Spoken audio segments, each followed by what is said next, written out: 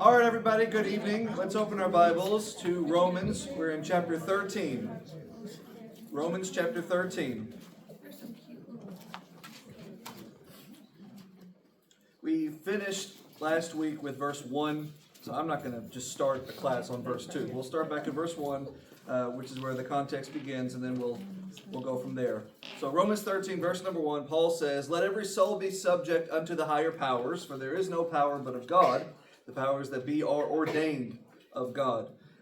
Just the broader where we are in the book, chapters 12 through the end, which is chapter 16, is basically just kind of a shotgun style of good advice, practical encouragement, wisdom, simple exhortations, scattershot, shotgun commandments, kind of how Paul ends most of his letters. You know, half a chapter is usually, half of it is Timothy says hi, and the other half is, here's 10 things you need to do lest you be condemned. And this is that, except expanded, the idea expanded for multiple chapters. So chapter 12 is really a very scattershot list of different things and ways to live. And it's like I said many times over the past couple weeks, it's like a Sermon on the Mount almost in the way it emphasizes Christian living. And then you come to chapter 13, and it just zeroes in almost exclusively on our relationship with leadership, specifically government, but application can go in a lot of different directions. But look at the opening. It has 3 distinct clauses. Each one teaches us a little something.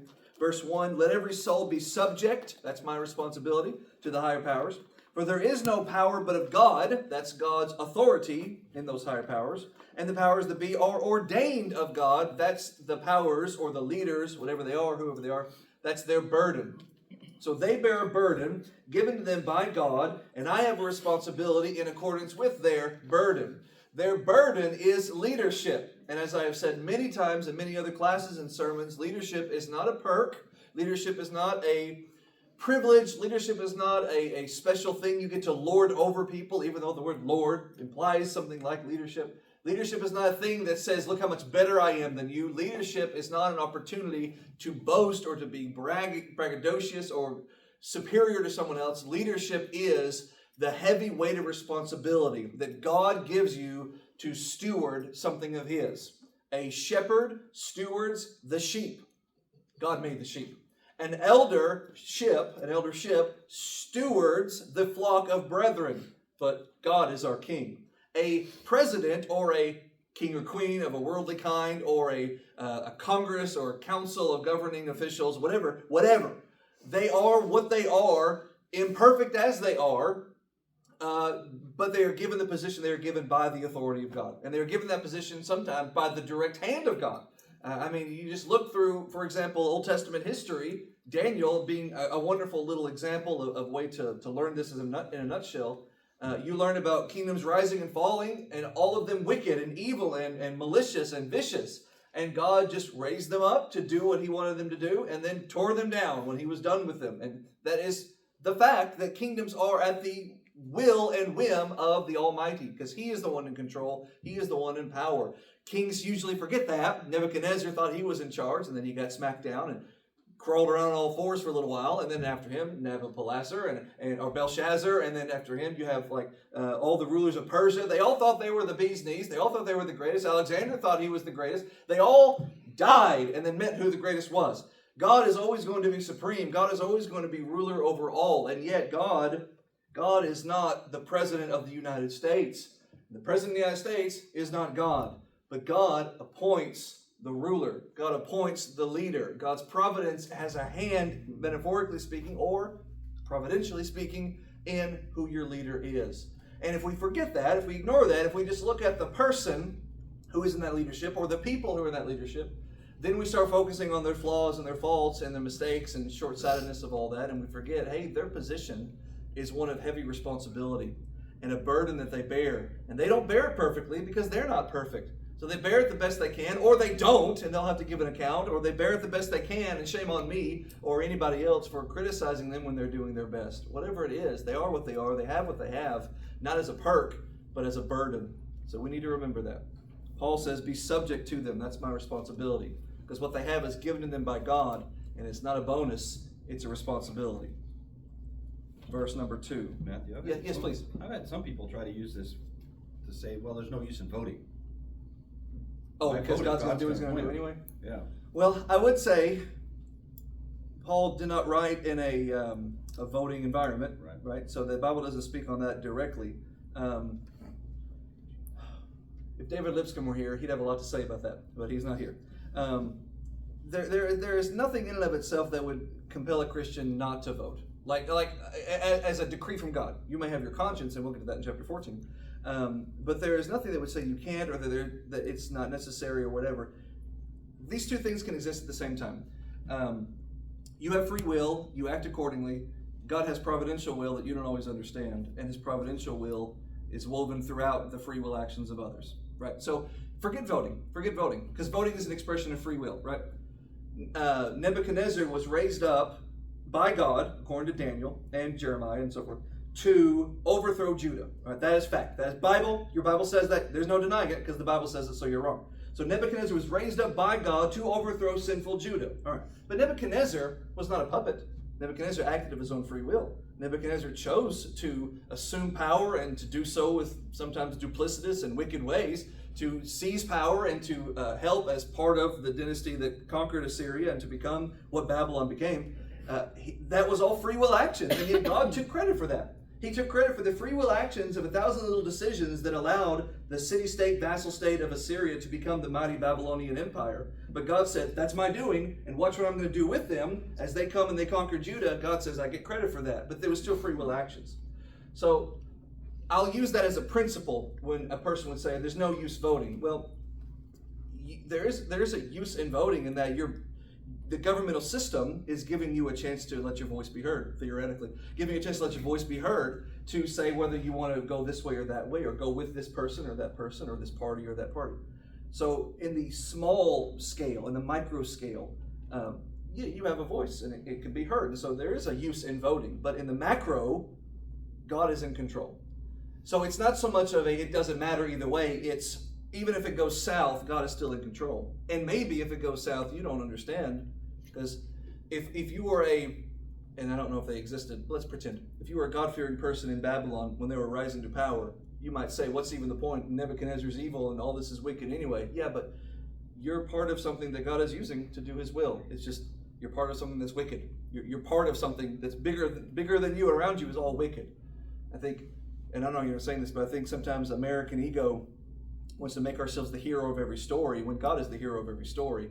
And well, we're going to do all this, and all these wicked people are in power, and all this wickedness is around us, and this is not right, this isn't how it should be. Well, maybe because God is raising up a wicked America to put down something over here. Those are things we don't know. We don't know. That's the thing about providence. And to me, it's more mind-blowing than a miracle. Because of course God can do a miracle. Of course God can make a duck into a pigeon, because he's God. He made them both. If he wants to turn one to the other, that's fine. He can do that. If he wants to turn the sun backwards or upside down, God can do that. Of course he can. But when God does something providentially, when God accomplishes his will by weaving it through the free will actions, the choices that people have made, and said, I'm still going to get my way, I'm just going to use your actions to accomplish it, that just blows my mind into a million little pieces. And that's the way God typically operates in a government. Sometimes it's directly. I mean, like Sennacherib in Assyria threatened Israel, and God said, nah, and an angel just struck the army down. That was a supernatural God doing a supernatural thing. Babylon comes in and finishes the job. That was God saying, yeah. And he did it naturally, not supernaturally. That doesn't really answer your question, I guess. They say there's no point in voting, but I would say there is. But no matter what you do, or vote or don't vote, God's still going to be in control. That would be my answer.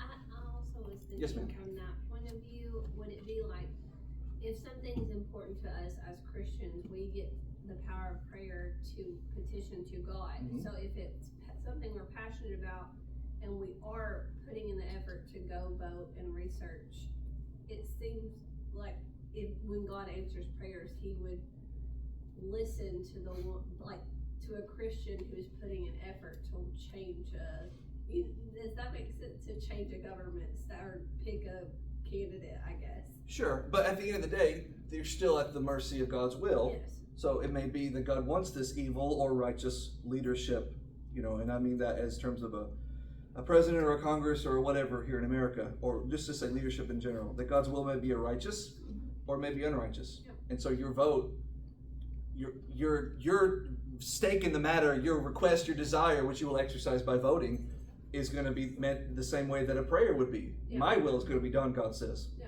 Your will is a vote. God's will is what's going to win. Sometimes they align, sometimes they don't. Anyone else? Verse 2. So God appoints the rulers in power, so be it. Therefore, here's the consequence of that from our perspective. Whoever resists the power, whoever opposes, fights back, fights against, pushes against, doesn't like it, wants to change it, the power, resist the ordinance of God. But before you go back to voting about that, power has given you the privilege to, in a peaceful civil way, overthrow government. Every 2 years, 4 years, 6 years, you're given that power to overthrow your government just by casting a vote. So that's baked into the system. That's not even all on Paul's mind. He's talking about, let's swing our sabers and let's chop off some heads and let's start a new government. We'll come to the revolution of America in just a second. Whoever therefore resists the power, resists the ordinance of God. And they that resist, in so doing, shall receive to themselves condemnation. In other words, Paul simply says, if you fight against God, you're going to lose. That's condemnation in a nutshell. So if God puts these people in power and you try to fight them, you're fighting against the will of God. And if you try to fight against the will of God enough, you butt heads against the will of God enough, then you're going to get knocked out. You're going to get knocked loopy because you're butting heads against a wall that's not going to budge. So where everyone wants to go to is they want to say, well, what about the founding fathers of America? Were they therefore in violation of Romans 13 verse 2? Were they resisting the powers that be and whatever?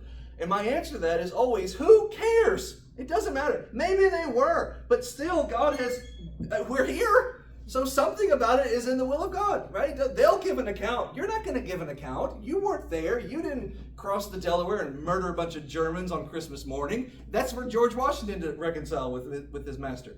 So that really happened, by the way. If you don't know history, just murdered him in their sleep on Christmas morning. Amazing story. Anyway, that's for God to reconcile with the founding fathers, not with you. You're here. You have the government you have.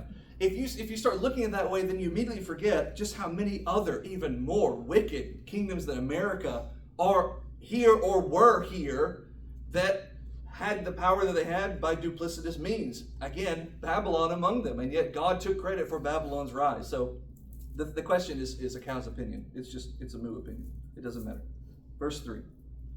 For you will receive condemnation, speaking generally, for resisting that which God's will is, because those rulers, verse 3, are not a terror to good works, but to evil. This is the ideal circumstance. This is how it ought to be. Put you in a position of leadership to be like extensions of God is the idea. It doesn't usually work out that way because when you get power, it tends to corrupt and it tends to cause you to take shortcuts and to cheat and to do evil things. Like, murder a bunch of people, like, Pol Pot or something like that. But that's not what Paul's talking about. He's talking about ideally. Here's how it's supposed to be. In an ideal system, in a righteous world, God says, you have leadership. You have been given this burden of leadership, this authority of leadership. Go exercise it in a godly way. So that when people see you, they will see an extension of me. Like, in the same way a father is supposed to be, to the perspective of a little impressionable child, the first real imprint they get of God. Right? As I've said this before in sermons, a child sees a father and he thinks he can lift anything, he knows everything, he can basically tell what I'm going to do before I'm going to do it, he knows the future. When a child sees his dad, he's supposed to see God, in a sense to understand the concepts that are beyond his comprehension as a wee little child. So in that same way, where a father is the head of his house and the father is the God of his house, I don't mean that blasphemy, you know what I'm trying to say. So too is a leader of a government or an eldership over a congregation or king over a kingdom supposed to be an extension of, I'm giving you this authority, I'm delegating this authority to you, use it in a godly way. They're to do good works, not evil. They are a terror to those who do evil, not good. You're not a terror to those who do good because you're going to be doing good. When a leadership and therefore a government by their extension does evil, then those who do good are, well, you shouldn't be afraid of anything but God, but you know what I mean. Well, didn't brethren in the first century when they were being hunted have to worship in hiding places? Is that not an expression of fear, for lack of a better word? Okay, because the government was evil, those who did good had to be wary. But when a government is good, those who do good don't need to be wary. Those who do evil need to be wary. That's Paul's point, as he says, as you continue verse 3. Why would you be afraid of their power? Oh, wouldn't you be afraid of their power? If you do that which is good, you'll have praise of the same. If they're doing good, if they're exercising their leadership in the right way, then you should have nothing to worry about. Some people are bad, though. Some kings are bad, some presidents are bad, some cops are bad, some people who have positions of power and authority are bad. But Paul is speaking generally. Paul is speaking idealistically, not because you simply can't. The Bible would go on forever, touching on every possibility and ways that this could be exploited. Verse 4. That person, that one of authority, that leadership, whatever it may be, is a minister of God to you for good. That's the point. That's the idea. That's the goal. That's what God wants. They don't always live up to that, and they'll give an account. I would again, one last time, go back to Babylon. God raised up Babylon. They did evil. God used their evil and the way that they were for his purpose and then punished them for the evil they did. God didn't do that evil. God knew they would do that evil. God used their evil and then used it to accomplish his will. That's what providence looks like. That's using the free will actions of people. And then God circled back around and said, now I'm going to destroy you, Babylon, through Persia, Daniel 6, because of the evil that you did. And then destroyed Persia with Alexander, and then Alexander with Rome, and then Rome with the Byzantines, and so on. It goes on. That's how God works. So again, verse 4. This leader or leadership is a servant of God, minister of God to you for good. This leader is a servant. Keep it that way. If you do that which is evil, be afraid, for he bears not the sword in vain, because he is a minister of God and a revenger to execute wrath with that same sword upon him that does evil. Again, evil governments reward evil, but good governments punish evil. Evil fathers reward bad behavior in their children, but godly fathers spank their kids, and so forth, something like that. That's the sword. It doesn't have to be a literal sword, and obviously the way Paul uses it is capital punishment. But the application is you exercise authority that God has given you. That's the burden of leadership. Because no one likes spanking their kids. No one likes disciplining their kids. No one likes punishing. If you have a heart about you, you hate to see them upset and sad because you have a good heart. But they've done wrong and they need to learn the lesson. That's being a minister of God. You think God is happy to spank his children, proverbially, sometimes literally? No. He says so in Ezekiel 33:11. So that leadership is a minister, a servant. What is a leader? He's a servant at the front of the line. He's a minister of God to you for good. And so if you do that which is evil, be afraid, because he will punish you on behalf of God. Why? Well, why does a father spank his son? So his son will learn the lesson and not grow up into an adult that breaks the law and gets punished by the law. Much better to get punished by your dad than the law, at least ideally. Sometimes it's not, but it's supposed to be where you would get punished by a loving father and not an uncaring judge. Or worse, just be a complete rebellious person and then die and have to face the wrath of God because you never repented. So, spank your kids. I don't know how we even got on that subject. But I guess that's a leader. That's what being a leader is. So, is what he's saying. I do have a scenario that I wrote down in my notes. It's a little bit different than the what about the American revolutionaries, because that doesn't matter to us. But here's how rubber could meet road. Nazi Germany, it's a crime to harbor Jews, right? And they hunted, and they went and they knocked on your door. Are there any Jews? I'm not going to do the accent. Are there any Jews in your house? And you might have some hiding under your floorboard. You might have some hiding in your attic, Anne Frank style. What do you say? You cannot tell a lie, right? That's your baseline. So what do? I'd say you tell a lie. Probably shouldn't put that on camera. And my reference would be Exodus chapter 1 and 2, because those Egyptian Nazis went hunting for Jews, and the midwives lied, and God dealt well with them. That's one statement that's written right after the other, Exodus 1:20. They lied. They lied. I don't care how you spin it. They said, these Hebrew women, they give birth so fast before we can get there to kill the babies, they've already given birth. No, that's not how that works. That's not how the body works. They just lied. And God dealt well with them. Why? Because you must obey God rather than men. So, Paul is speaking idealistically. Paul is speaking in broad terms. And by the way, if you can find a way to get around the Nazis without lying to them, by all means. But if they put you on the spot, you don't have the right to hand over somebody to be murdered. But now I'm just talking about what I think. But that would be my application of that. Because in that case, they are not doing good. They are doing evil. And so it doesn't apply to Romans 13. So Matthew, we've talked about this before, but with Rahab lying. Yes, So yeah, to the spies, yeah. So what she was doing was good, even though she lied to do it. But I God think can use that. Well, yeah, but I think it's a separate thing that God can use it, because God has definitely used things that He does call sin without question. So that I would call that a separate issue. But to be consistent with what I just said, yes, because everything Paul's talking about is if your government is good and you're good, you should have no problems. If your government is evil, well, Paul doesn't mention that. Paul talks about, if he might later, but right now he's talking about your government is supposed to be an expression of God, an extension of God on earth. And so if you're evil, then you should be afraid. That was the point he's building. But if your government is evil and they're not doing what is of God, Paul's commandment for you, Romans 13, is obey your government. Peter broke that 10 minutes after starting his apostle work, because they said, stop preaching Jesus. And he said, yeah, no, I'm going to obey God, not you. So there's no difference in saying no to your government and lying to your government, as far as I see it. And God dealt well with the midwives. Rahab was not punished. Rahab was honored in Hebrews 11. That would be my answer. However, I feel like I'm so red in the face right now.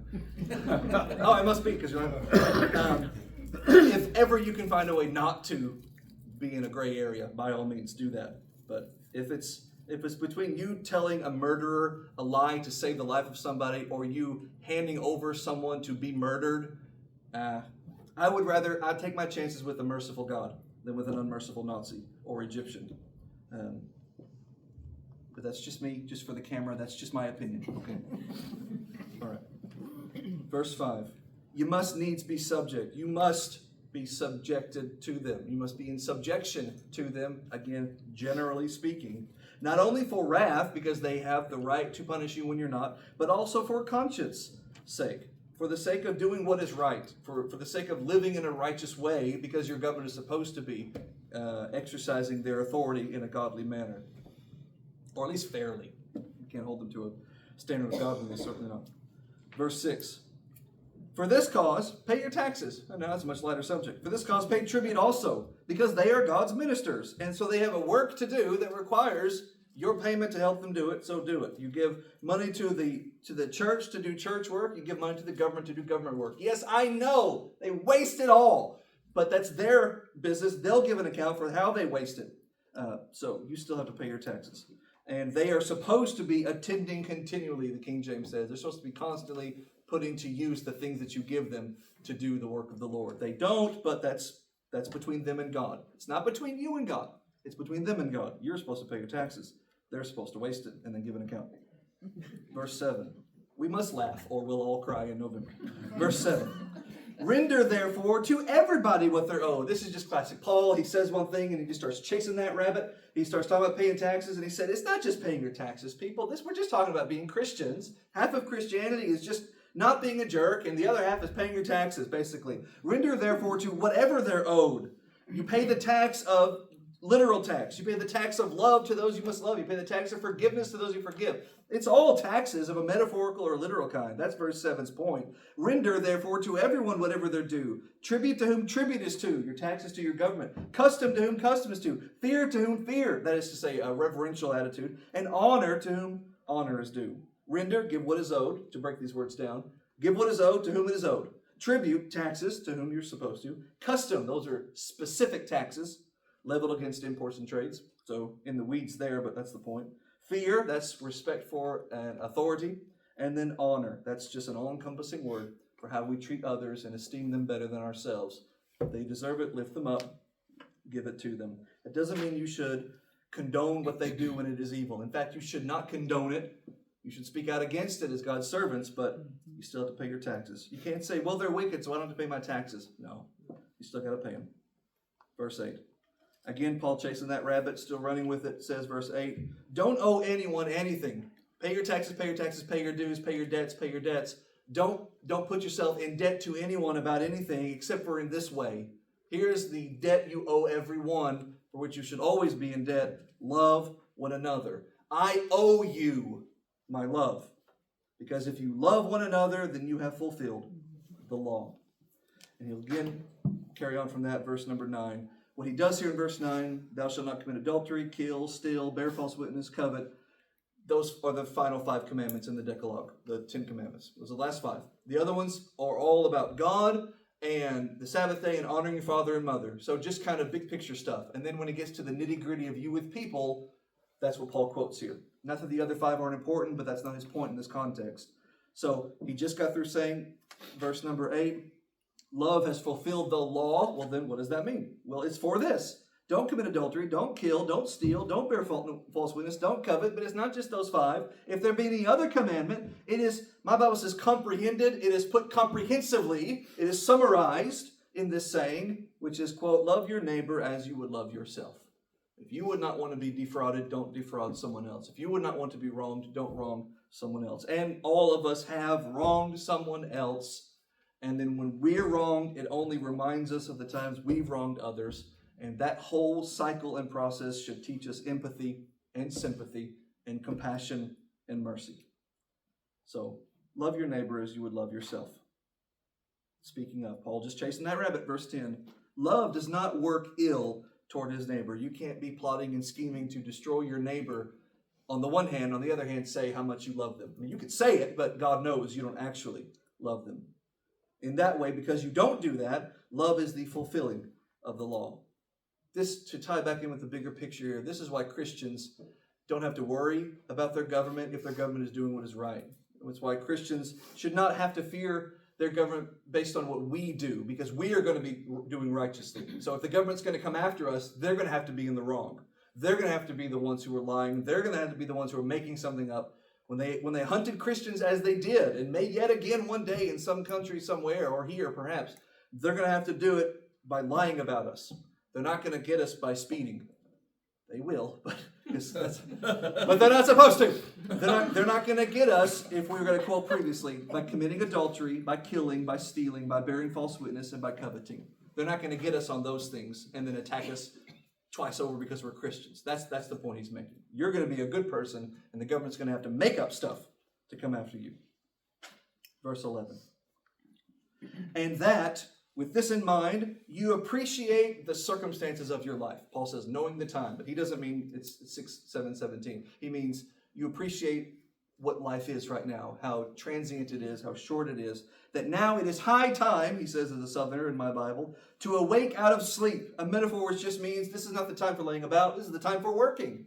We have a call for us, we have lives to live, we have jobs to do, we have fields ready to be harvested. Get to work, do the work, be good, be godly, love, serve, and your government should have no cause to attack you. And if they do, they're the problem. So don't lay about doing nothing for fear of persecution. Get up and work and make them persecute you as a liar. So you know the time. It is high time to awake out of sleep. Because now, he says at the end of verse 11, our salvation is nearer in proximity, which I guess that's what nearer means, so that was unnecessary. Now it is closer in time than when we first believed. Every day I live, I am one day closer to salvation. Every minute I exist, I am 1 minute closer to salvation. But wait a minute, aren't you saved? Yes. So then how can you be nearer to something you should already have? Different salvation. My sins are washed, but the Lord has not descended with a shout and with the voice of the archangel. I still have to contend with the problems of this life. I still have to deal with the troubles of this world. I still have to deal with an evil government or whatever. I have to deal with all of that, but one day I will not. And every day I'm nearer to that day when all of this will be unnecessary. 12. Speaking of the metaphor, it's not time for sleep and it's time for rising. So he says in verse 12, the night is far spent, the day is at hand. So let us cast off the works of darkness. See how he just takes that metaphor and just squeezes every ounce out of it. And let us put on the armor of light. This is the third and the last of the times. Well, this is Romans, so it comes first in your Bibles. But of 3 times that Paul talks about Christian armor. He does so in Ephesians 6, very famously. He does so in 1 Thessalonians 5, and here. And it's never about what the armor pieces are. It's just about the idea that you're a soldier fighting a spiritual battle, not a physical one.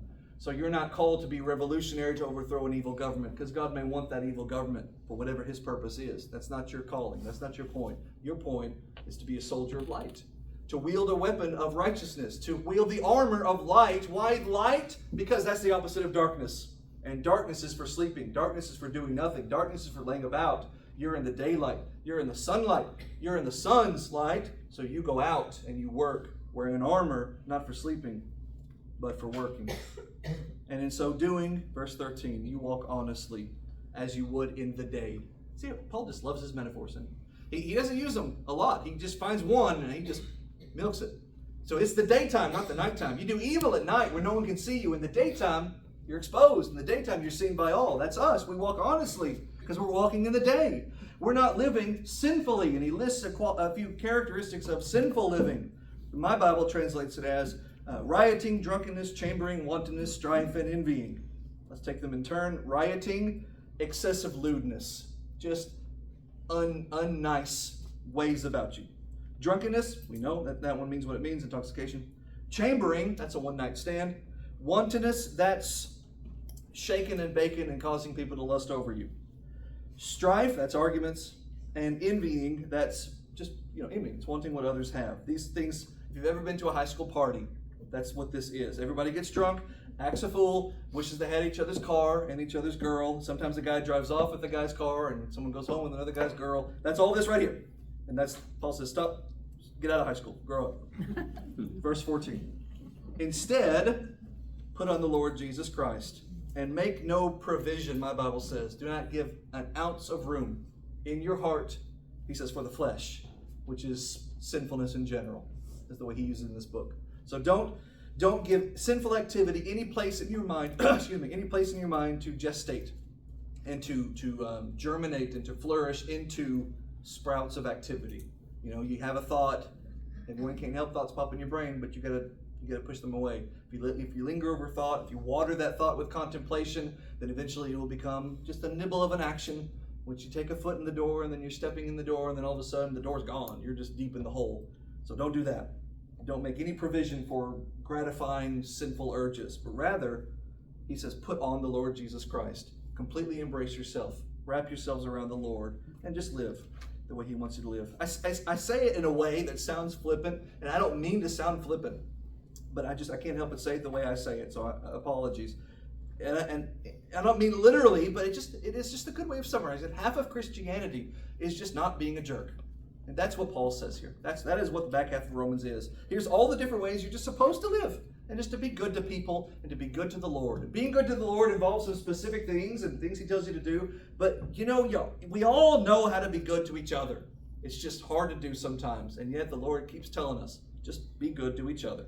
And most things will just shake out. That's Romans 13. We have time before we dive into 14. Any comments or questions? That don't pertain to lying to Nazis. Other than that, okay. Sometimes I chase rabbits and I ought not. All right, Romans 14, different subject matter. Obviously, there's no chapter breaks, but most of our chapter breaks are put there because there's natural divisions, and this is a natural break. So we're no longer talking about respect for government. Now we're talking about respect for one another's opinions. And there's a time and a place to challenge one another, and there's a time and a place to try to correct each other. But sometimes this guy just likes it this way, and this person just likes it that way, and you just need to leave each other alone. So, verse 1 of chapter 14. I'm going to put 3 words in your mind, and we're going to examine these 3 words throughout this and chapter 15 too. The words are faith, weak, and what was it? I wrote them down. I'll tell you in a minute. I forgot what they were. I'll get to them in a minute. I got 2 at least. Faith and weak. Those are 2 important words. Him that is weak in the faith receive you, but not to doubtful disputations. That's the way the King James puts it. Him that is weak in the faith.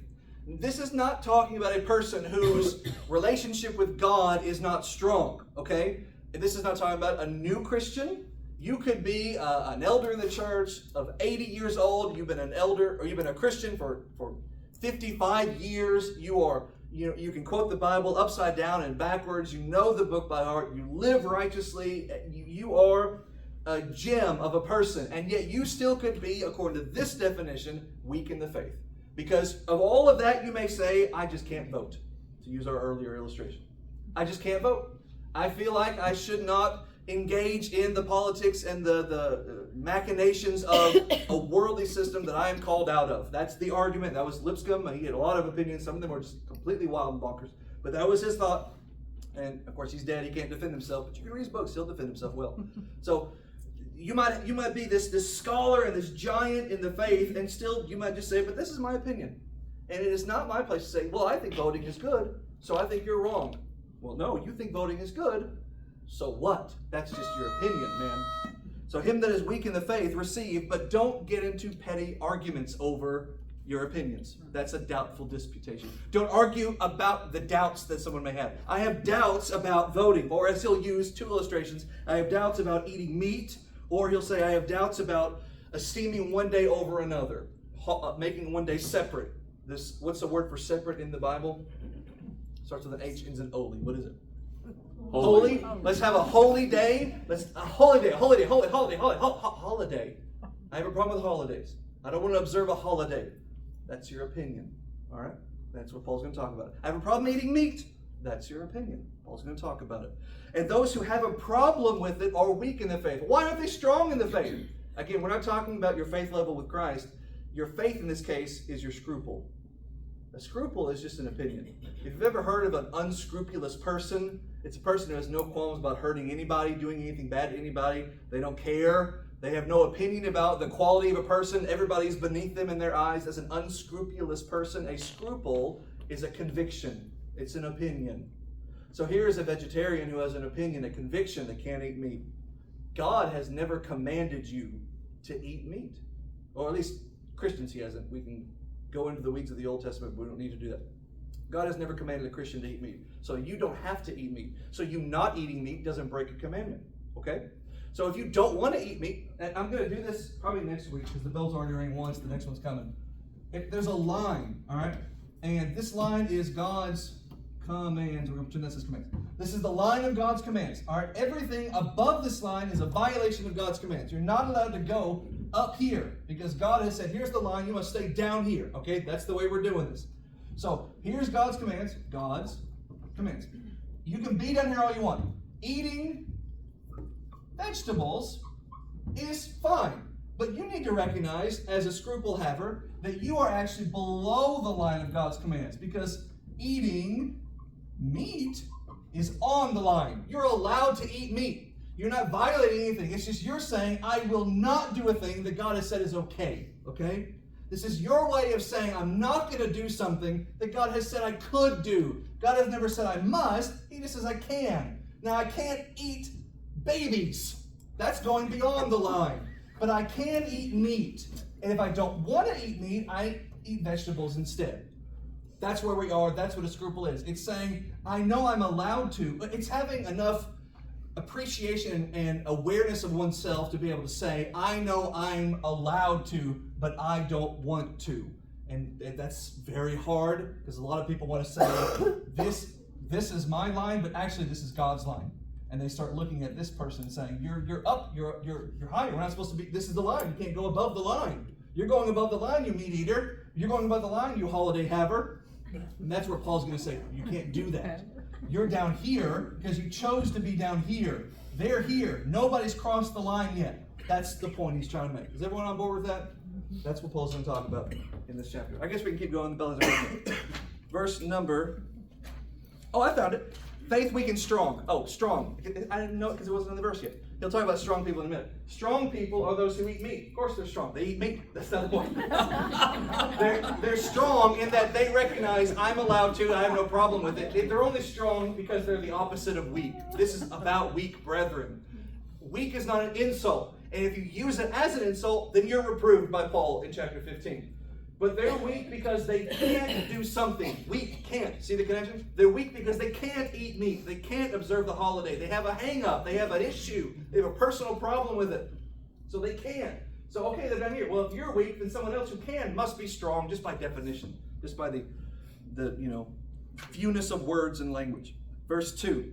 For example, one believes that he may eat all things, but another who is weak eats herbs. King James says vegetables. We know what we're talking about here. So that's just your example.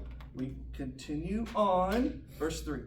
Let not him that eats meat despise him that eats not, and let not him that eats not despise him that eats, for God has received him.